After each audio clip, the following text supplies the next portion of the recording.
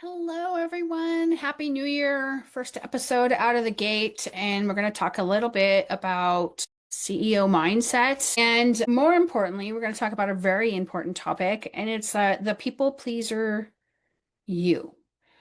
And I mean this, it's very heartfelt when I say this, and I'm not trying to categorize male, female preferences, but typically throughout history it has been shown that females are more people pleasers. I'm not saying males are not people pleasers. I'm just saying for the majority of our industry in house cleaning, not commercial carpet cleaning or any other stuff, and all the other things that are coming up in our industry, women are groomed and conditioned to be more people pleasers. And because of that, we struggle more. And I'm not saying that males don't. I'm just saying that most of the females struggle with this initially.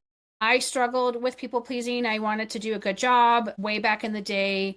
I didn't take a deposit for move out cleanings. I challenged you to find something wrong with your move out cleaning. And in reality, here it is 15 years later. I was crazy to actually do that.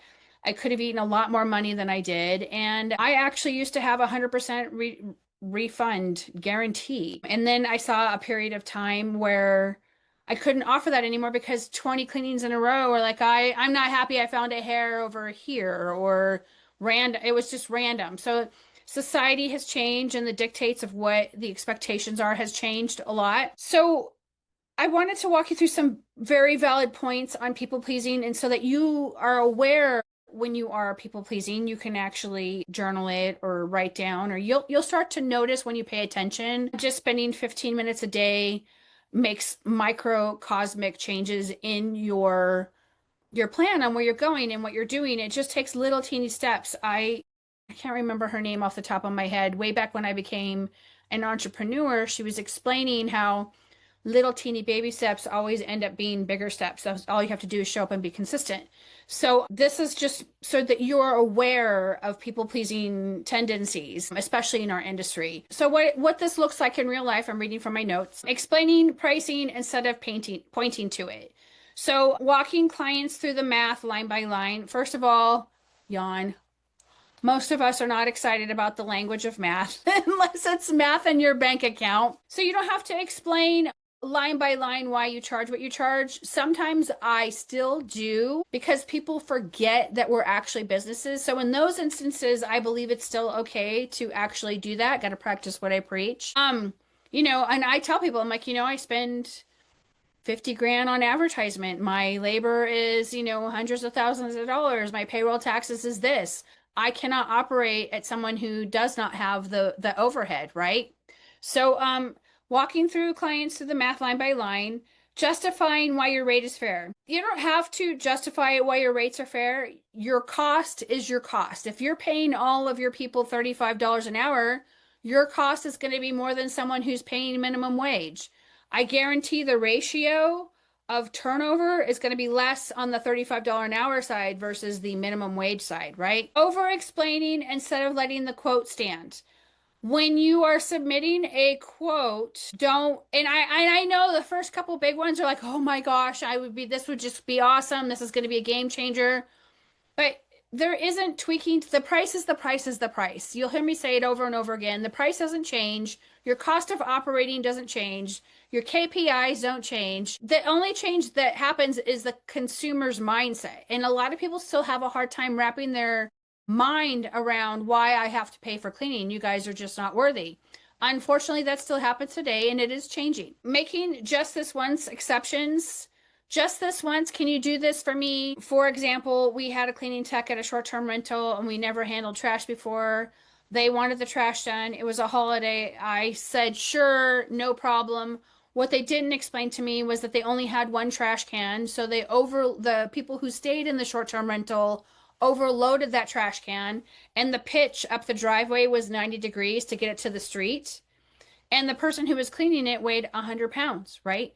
So she was trying to push this trash can up to the street level. In addition, it wasn't just a trash can, it was 8 additional bags of trash that all weighed 50 to 60 pounds of trash, right? I totally get it. There was 20 people in the house.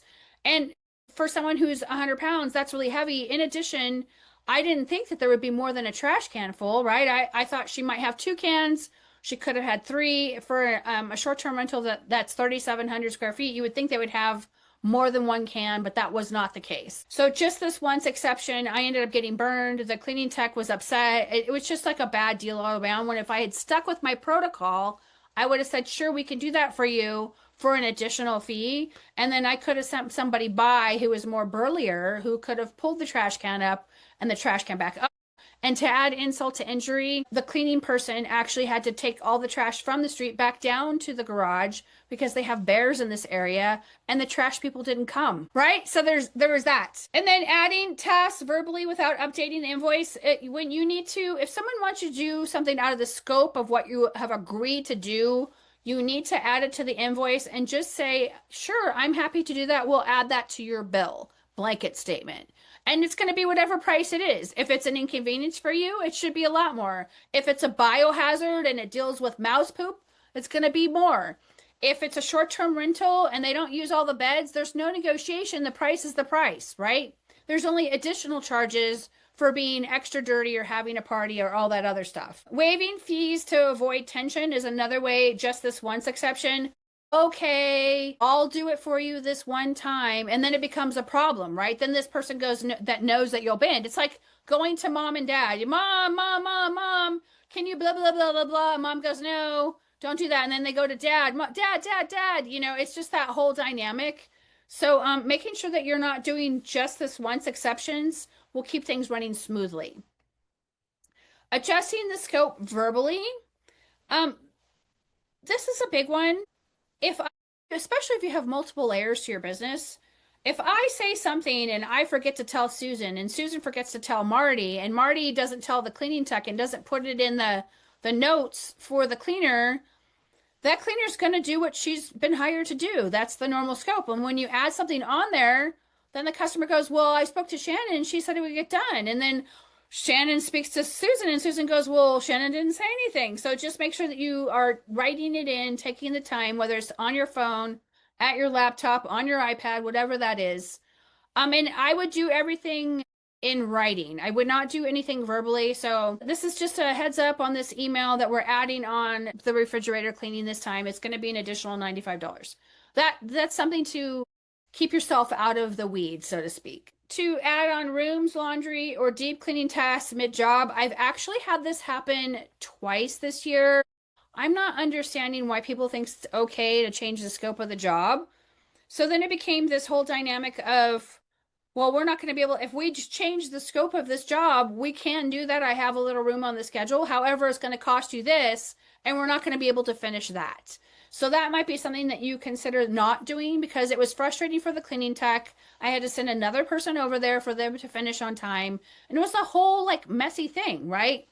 So it needs to be discussed prior to the arrival of the cleaning tech or done where you send it over and you say, hey, Susan, can you work an extra 2 hours today? They want to have this done.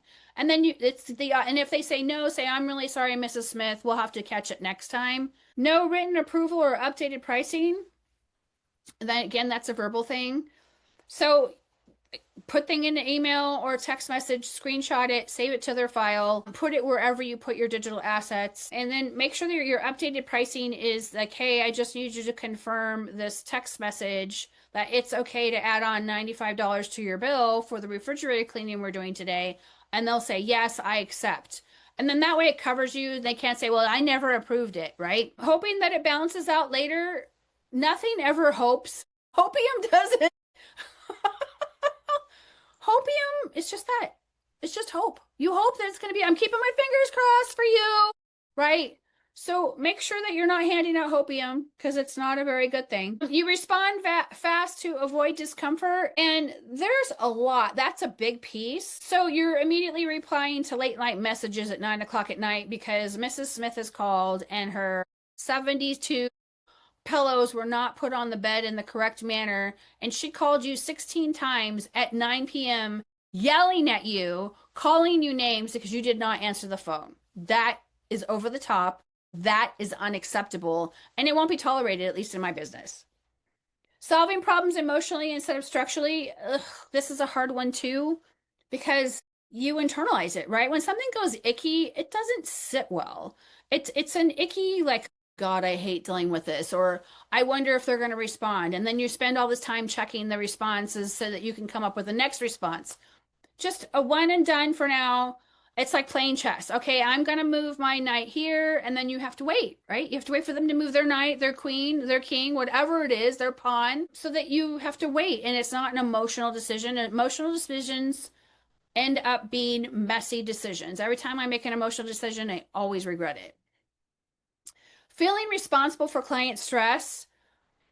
This is a biggie, and this is also a red flag. So, when your clients are stressed out or touchy or high maintenance because of whatever is going wrong in their life, that's the wind. The wind's going wrong in their life. They're going to be mad at you. They're probably not good clients. And they're responsible for their own emotions. You're responsible for yours. They're responsible for theirs. So, making sure that you're not responsible for their stress, unless, of course, you've inflicted upon them, and then that's a whole different story. Why it felt reasonable.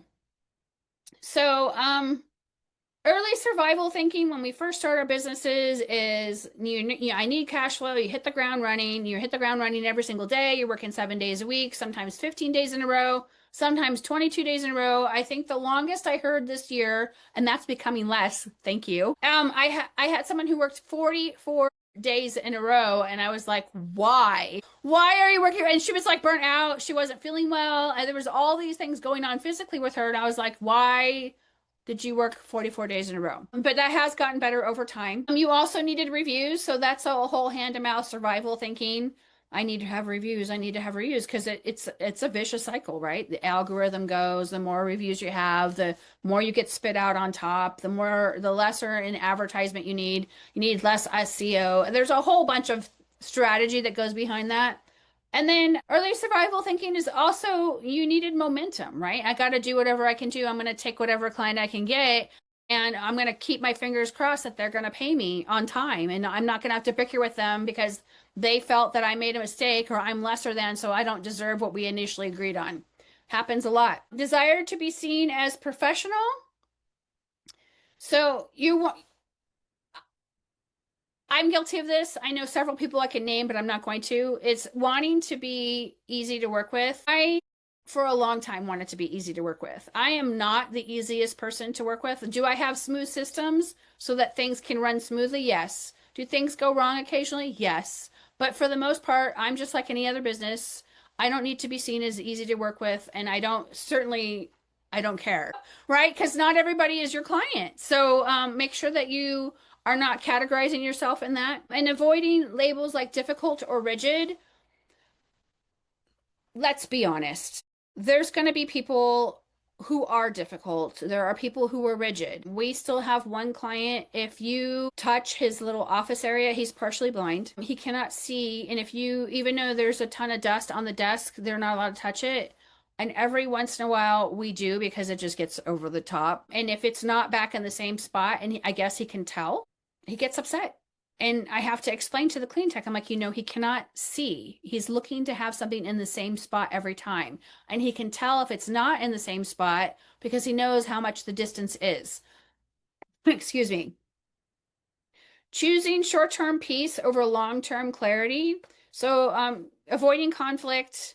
It's okay, we'll take care of it for you this time. It's okay, it's okay, it's okay. When in reality, that person has canceled 9 times out of the 12 they were scheduled or the 14. They've been late in paying every single time. They've had a complaint every single time. That's avoidance, right? So you come to a point where how much space is this person taking up in my head, right? Mistaking silence for resolution. So they don't respond and you're like, it's all good, right? There's always that one last olive branch that you should do when it comes to silence. I still go by the adage, no news is good news. And I can't tell you how many times I've come into Costco and they've fully screamed at me in front of my kids in the cart. This is when they were little, because they were upset. I'm like, my door's always open. You can call me. Right? So then there's hidden costs to being a people pleaser, right? There's resentment. And resentment usually comes when you start to grow a little bit. You took on a house for $75. You were totally excited that Mrs. Smith was there. For the most part, she's been a pretty easy peasy person. but then you got a client that paid $95 and then one more client doing the same size, same scope for $150, then you start to do the math, right? So then that can cause resentment. The cleaning techs, especially if they talk amongst themselves and you're not doing pay for performance, well, why does Susan get paid $35 an hour and I'm only making $17 an hour? That's resentment, right? So you need to sit down with them and explain how you can make the $35. You can explain to the client that you're a legacy client, you still need to have a price increase, regardless if you're at $75, $95, or $150. Then you start to feel taken advantage of. Being taken advantage of still happens to this day for me. Don't let it happen to you. I'm a very generous and very transparent person. And I think sometimes people take advantage of that. So I've had to put in parameters of like, I'm happy to chat with you for 15 minutes. After 15 minutes, if you require more time, I'm going to have to send you a payment link. And it's because I would have people want to talk to me 1 hour, 2 hours for, which is great. I love chatting, but then I get nothing done. And those are billable hours. It's just like with cleaning, right? And then your income doesn't become stable when you don't have any clear boundaries and you're people pleasing because maybe Mrs. Smith got mad at you and now she's talked to Susan and Susan's cleaning and then she gets mad at Susan and then she wants you back, right? So there's this whole weird dynamic where, inconsistent invoices, then there's surprise labor costs. Maybe Susan doesn't work as fast as she should because she's too busy chatting with Mrs. Smith. And then the house, you have 3 hours of labor in the house and Susan has 3.5 hours of labor. And you're like, so why do you have 3.5 hours labor in that house? I only have it for three. And she'll say, well, I gave Mrs. Smith an oven cleaning or a refrigerator. I gave her a quick refrigerator cleaning. And then you go, well, that wasn't approved at the office. So all of those little dings add up over time and you can actually bankrupt yourself if you're not careful. Underpricing disguised as kindness. I saw a post today in my local Facebook group, and this gentleman is getting into cleaning and he is steaming showers for $30 an hour. And I said, I hope that you're charging for that. And he's like, well, I'm just catering to the senior crowd, and I think this is fair. I think that's great. When you're ready to discuss pricing further and you're ready to step out of that, I'm always happy to answer pricing questions, is what I said. I go, it looks fantastic. I'm not going to sit here and lecture him. He's going to do what he's going to do, and when he's ready to make that change, he'll reach out.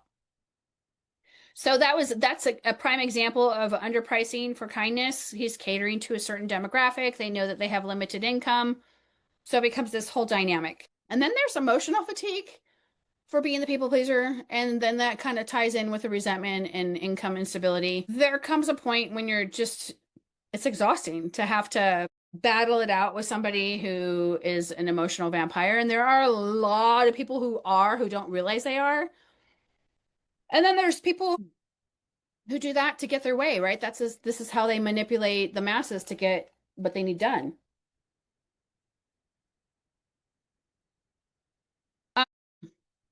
And emotional fatigue can come with constant decision making, repeating the same explanations. Sometimes you get that with some of the elderly who are having some memory issues. And then you end up carrying the tension home, and then your family's like, "What is up with you? Why are you so angry?" Right? So make sure that you're not giving yourself emotional fatigue, and that you're not having to make constant decision makings when you have SOPs in place and policies in place. The decision's already been made, right? And then training clients pushing boundaries because they can. Again, that goes with emotional fatigue and income stability and resentment. When you have someone who constantly pushes boundaries, they don't pay on time, they won't open the door until 9:01, they're still in the shower when you're there, or your cleaning tech is verbally abused, or they have to park really far away because this person doesn't want to give you the good parking spot. You have to have the boundaries established on what you're going to tolerate and what you're not going to tolerate. Again, I reiterate, I say no a lot, and people are like, God, you're so mean. I'm like, it's because you have to be. If you want to survive long term in this industry, you have to be able to say no comfortably and understand that you're not there to bully anybody. You're just there to establish the boundaries. And then expecting flexibility forever. We just had this. I have a 5-year client who is monthly. And she has become a little sporadic. Like her schedule, she has the same schedule, had the same schedule, Fridays every 4 weeks. Hasn't changed in 5 years, but suddenly this last year is I can't do this. This is too much for me. And then it's always a change that happens at the last minute. I didn't know. And I'm like, oh my gosh. So make sure that you are not being expected to be flexible forever. And I'm getting pretty sick of her. I love her, but I'm like, my threshold is becoming smaller and smaller. And then they always confuse kindness with access to you. That comes with anything, right? Everyone has your phone number unless you have your own private number in addition to your business line. And just because you're nice and you're smiling doesn't mean that you're always going to be welcoming for whatever it is they want or need to have. You're not the end all be all for them. So make sure that you're establishing those boundaries. And then there's the CEO reframe. So make sure that you're taking steps to get here. And these are all micro movements. That don't all have to happen at the same time. You can just take small shifts to get yourself going. So think of boundaries as containers. So there's boundary number one, payment is due when services are rendered, or payment is due before services are rendered. That's container number one. Container number two would be show up fee or late last minute cancellation. Well, if we send a cleaning tech to your house and you don't answer the door or you forgot to leave it unlocked or the key wasn't there or whatever the case is, the keypad got changed and no one can change it and you have no way to remotely access it, that's a show up fee. And it's not because we like to do that. It's because the cleaning tech took time. They left their house. They got out of their jammies, left their house, went in the car, drove over, was ready to do the job, and you're MIA. So make sure that you're taking small little boundaries containers and that you're deciding what those are. Boundary container is an add-on, right? Scope creep.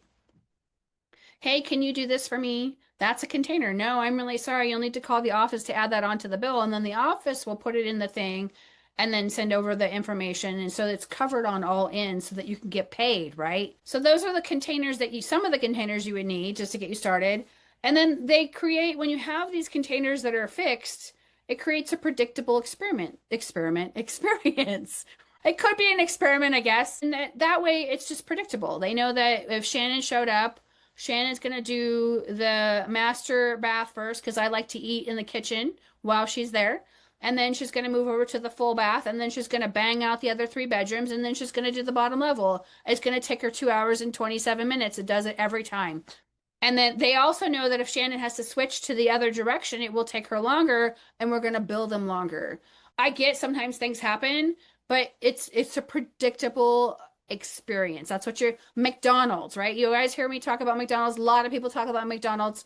McDonald's is the same thing repeatedly over and over, regardless of what location you go to, with the exception of India, right? So it's just something to think about. And then think of your policies as neutral third parties. So your policies in place protect your sanity, they protect your frustration, the space in your head, they keep things running smooth. You're no longer the bad guy because you enforced a policy, even though it's unpleasant. It has to happen. And the policy speaks first. This is why we have a 48-hour cancellation notice, which is going to be abruptly changed here to 24 hours.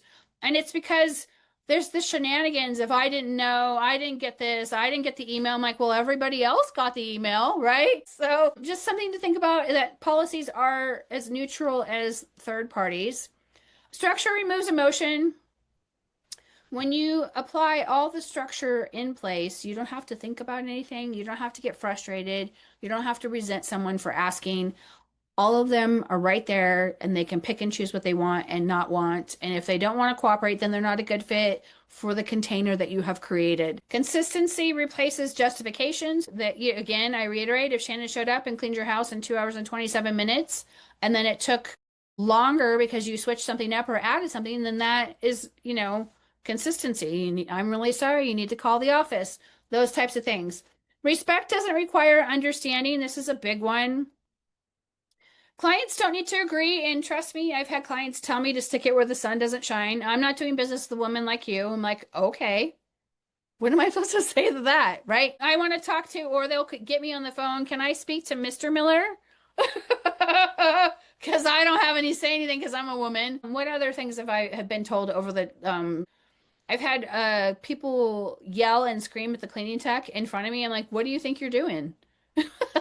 I'm like, you get in the car. Yeah, we're leaving. I'll help you pack up your car. Let's go. That's why we have a code of conduct, right? So that makes the consistency doesn't justify the bad behavior. And unfortunately, there's bad behavior no matter where we go. I went out to dinner with my family. They came up for the holidays and it was tight. We went to Texas Roadhouse. Anyone who's been there, it's like big benches, it's packed, it's just like Texas, right? Everybody's eating and it's loud. And anyway, I guess a gentleman had had too much to eat and drink, and he decided that the woman who was squeezing by the little narrow space to accommodate him because his party was larger, that her booty was fair play, and he got escorted out, and the police came. It was a big ordeal. I was like, oh my gosh. So that way, it's not just like clarified, it's the consistency of the protocol of you will not touch my servers is not need to be justified. You need to behave while you're inside the restaurant. You need to behave in your home while we're there cleaning. So that's what I meant by that. And then respect doesn't require understanding. Respect is earned. I know that we live in weird times and there's a lot of people who are just nonverbal and you have to kind of figure out what's going on. But respect is earned. And how you earn that is by providing trust and consistency. If your clients are not providing any sort of trust or consistency, like they're not picking up the house like they said they were going to, they're leaving you dog poop on the carpet that's been sitting there for 2.5 weeks or 3 weeks or a month. Oh, can you get that for me? It's not, they're not showing any respect. They're just showing that you're just an extra person to come and pick it up. I'm happy to do it, but I'm going to charge you for it, right? And your cleaning tech might not want to pick it up, right? It might be against their belief systems. Who knows? It could be a lot of things. And then what's changed when structure took over? So there were fewer objections I found when I started to have more structure in place. I found when I instituted a cancellation policy, I went from a 62% cancellation rate down to 2. That's big. And I was like, right, right. That, my God, I'm never changing this because they get dinged, right? We don't charge you $50. We charge you for the full cleaning, not because we like to do so, but because the cleaning tech still deserves to be paid. So when they cancel, it needs to be an actual emergency. COVID kind of changed a lot of things, but prior to that, it was 2%, 62% cancellation, 2%. So when you have 62% cancellation, it's not because you're not providing a service, because people are still shopping. You didn't close the deal by getting a credit card or a payment link or whatever it is.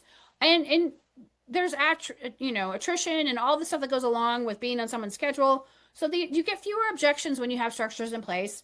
You're able to make faster decisions because you can look for the bump in the line that didn't happen, right? The bump caused the friction, so you need to fix the friction. And then you can provide clear expectations for both the cleaning tech and both the customer. So that makes it really nice as well. And then policies become answered questions. So then everyone knows that there's a 24-hour cancellation fee. There is a show up fee. There is a lockout fee. And the reason why is not because I want to go ding everybody, is because these are situations that come up a lot that need to be addressed, right? Viewer, can you just do this for me? Can you pick up the dog poop? I'm sorry, I just couldn't pick it up. It was there for 4 weeks, that type of thing. Less back and forth with the customer. They know after a while, they're going to get a price increase, and they're going to know if they need something added on, they need to call the office, right? And then there's less emotional labor, and it's less taxing on you up here. And that is golden. Less time to have to think about that, more time to think about other ways, other revenue streams, those types of things. That's just awesome. And then the payoff is getting predictable income, emotional peace, and then eventually you gain leadership confidence. So you're like, it's running like a smooth, well-oiled machine. It's not lopsided anymore. It doesn't turn and have a bump and turn and have a bump. It runs really smooth.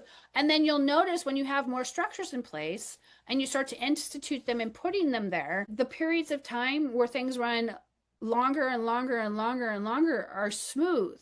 And then after a while, you'll be able to anticipate when the next bump in the road comes, because you're like, well, I know that Mary hasn't been feeling well, and Mary broke her arm or whatever is going on with Mary. So then you can anticipate the bump and anticipate the change that needs to happen in your schedule so that you can continue to provide smooth running shifts. And that is the beginning of the people pleasing for the CEO mind shift. I look forward to your questions. You guys take care.